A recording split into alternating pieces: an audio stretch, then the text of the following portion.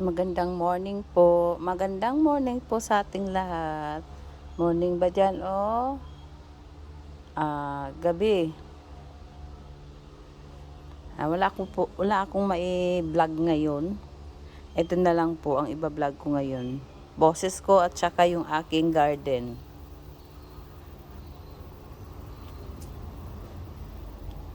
Kaganda ng aking bulaklak oh. Nasa paso lang yan siya. Ang ganda oh. Season ngayon ng kanyang pamumulaklak. Ito po yun. Ayan yung kanyang bulb. Yan, yan. Ang ganda ng bulaklak. Para siyang gumamela. Gumamela yung kanyang yung kanyang style oh. Yan. 'Di ba ganyan yung ating gumamela? Kaya ibang kulay. Wala yatang ganitong kulay na gumamela eh. Ano siya, dark orange na may yellow. Na may yung line ay parang guhit-guhit. Brown yan, guhit-guhit niya. Bali tatlo ang kulay niya. Tatlo, apat. May puti. Ang pinakaano niya orange. Tapos dilaw, brown yung line niya na pa putol-putol. Ayan siya oh. Ang dami niya oh. Yan. Ayan siya. Matingkad ang araw. Ano na dito eh, mag-alas 8 na ng umaga.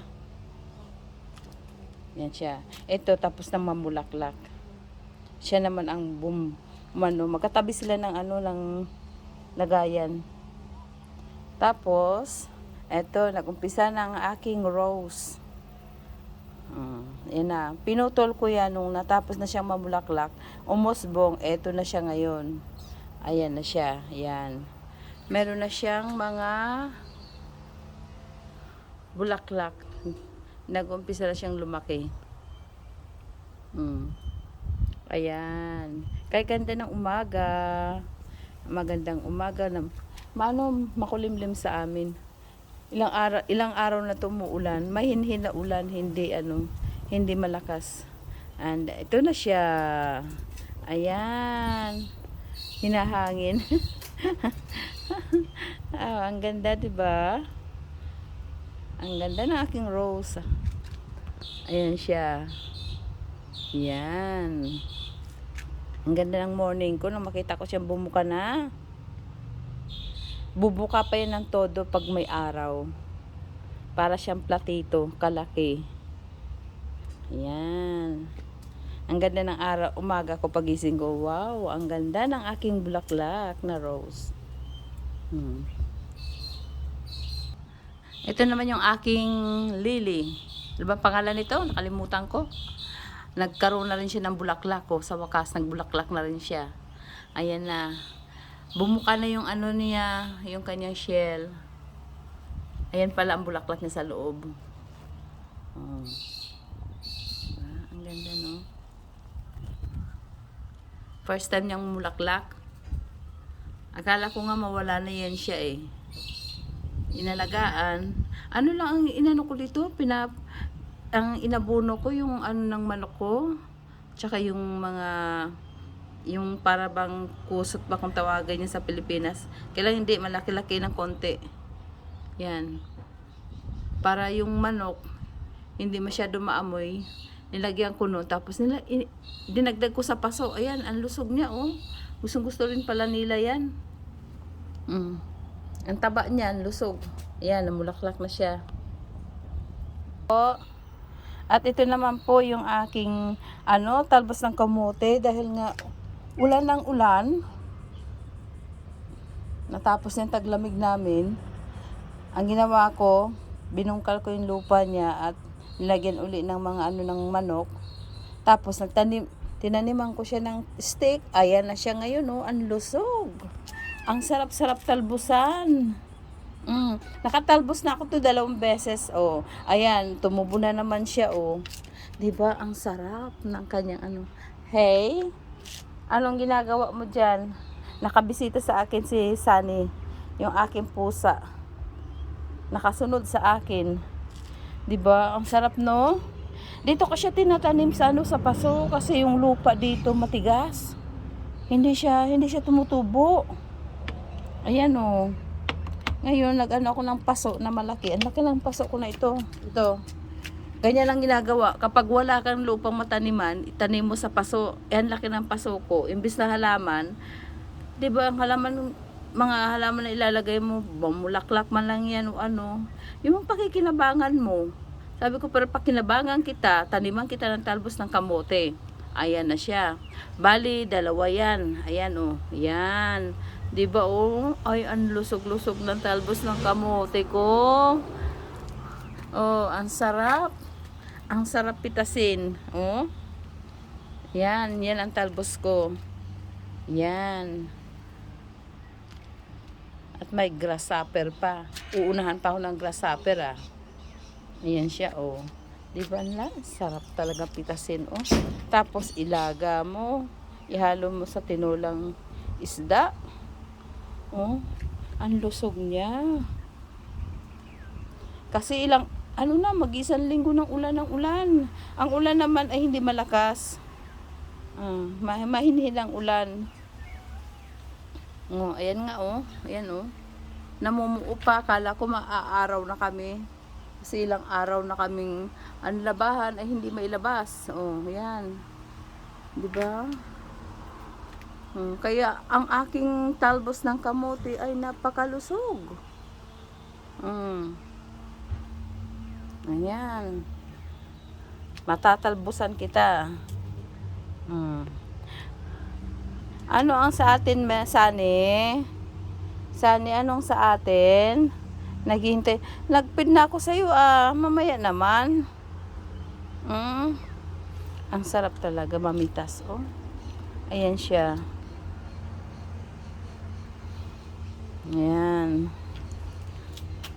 Kasi nung nagtanim ako sa lupa, hindi ako masyado nakakaano sa lupa, hindi na usbong, matigas ang lupa. Ano lang yan siya, gulayin. Pag nagkaroon man ng laman yan, kakaliit lang. Ang pakinabang ko talaga dito yung dahon. Yan ang talbos ng kamote dito.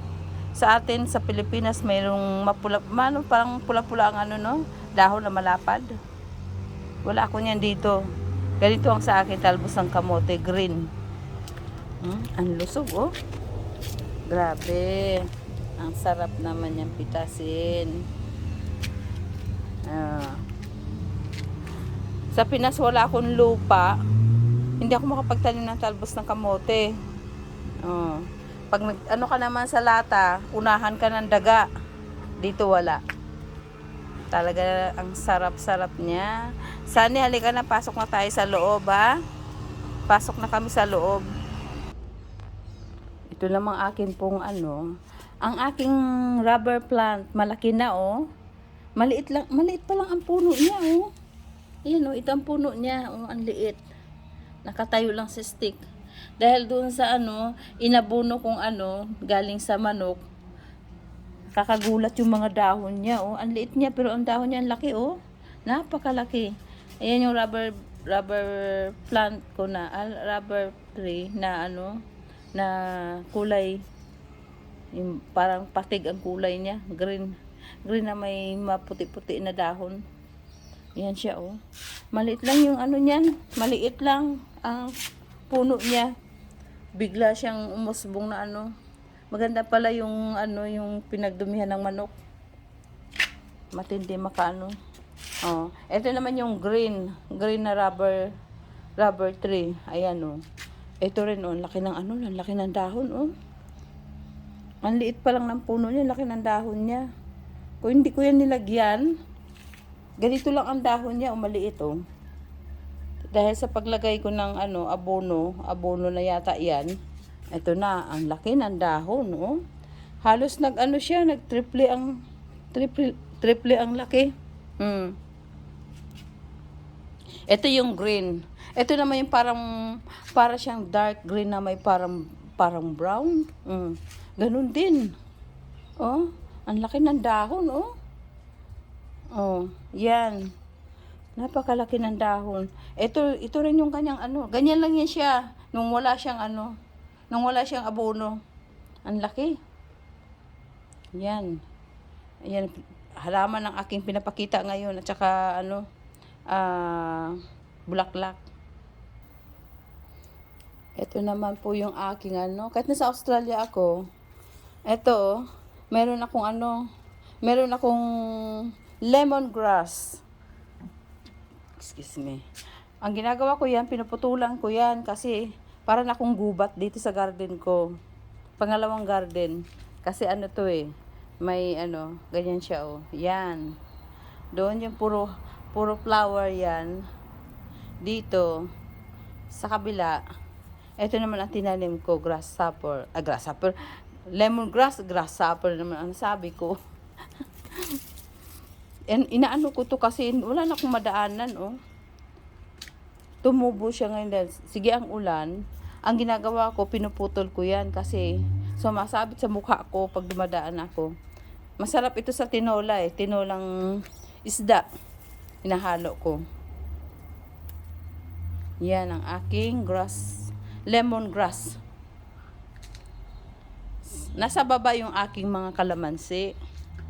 Sa baba ng aming garden. Dito sa taas yan lang kasi pag yung tree ang tanim ko dito, magka-crack yung semento. Kaya bawal ang tree dito. Ang mahal lang ng tanglad sa Pilipinas. Samantala dito sa akin, nagkaroon ako ng tanim, ayan lago. Pag gusto ka ng kuha. Ayan ang aking halaman. Kumain si Sunny, nanghingi ng pagkain, pinakain ko muna. Ito ang kanyang table. Wala namang gumagamit ng table, siya lang. Ang aking favorite Sunny. Tulog pa si Dada. Oo. Dito muna tayo sa sala. Sa unang sala namin. Pahinga-hinga muna kasi maya mag-shower. Ay, hindi pa pala ako nag-breakfast. Sandali lang. Ayan po yung yung tawag nito. Kita niyo ba yun? Ayan yung kindergarten dito kung tawagin ba. Ayan sila dyan. Ayan o. Yan. May harang kasi. Hinarangan namin yan kasi para hindi masyado silang kita. Di rin kami kita dito. Kaya naglagay kami ng fence. Ayan o. May nagbabantay sa kanila. Yan. Yan ang school ng mga maliliit na bata. Diyan dati ang aking anak. Pag hindi pa nag-umpisa ng nag-start ng prep. Yan siya. Yan sila, o tingnan mo. Nakabako din yan kasi nasa tabi ng kalsada yan eh. Parehas kami, nakahilera kami dito. Yan o. Yan, ayan dyan. Malabo. Ayan. Ano yan, tagusan ng mga sasakyan. Dalawa pala ang nagbabantay. Ayan o, dalawang nagbabantay.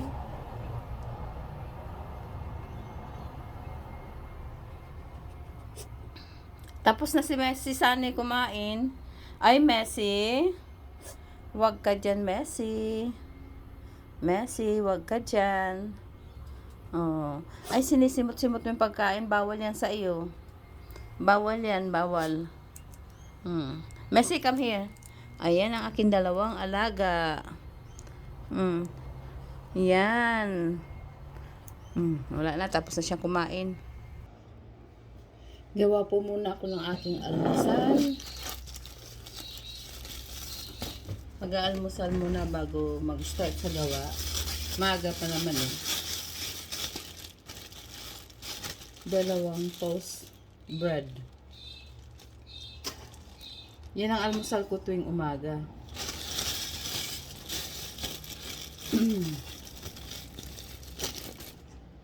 Toast bread kita.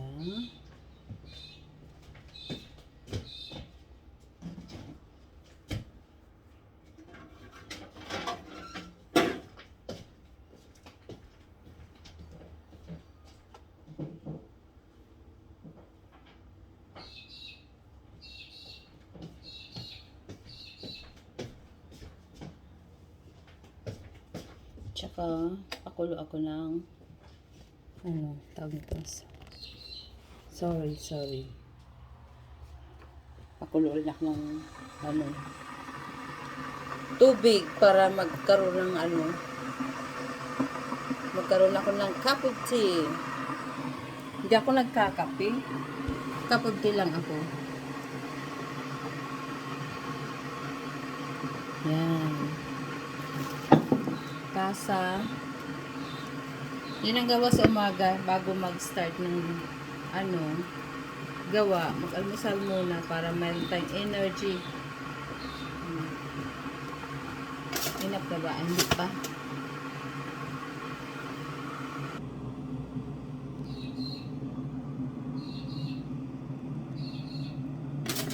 Ang toast ko tapos na. May toast done. Pwede nang i-off. Yan.